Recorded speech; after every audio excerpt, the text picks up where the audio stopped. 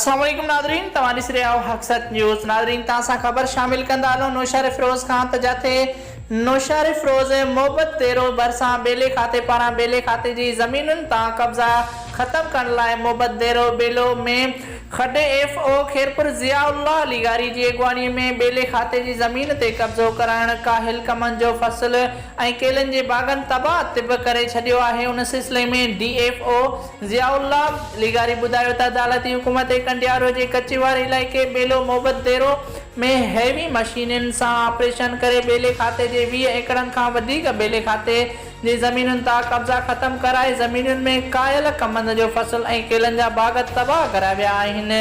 रोज़ानो बेबुनियाद ते ऑपरेशन जारी रहंदो। ब्यूरो चीफ मंज़ूर मलिक, हक़सत न्यूज़, नौशहर फिरोज़।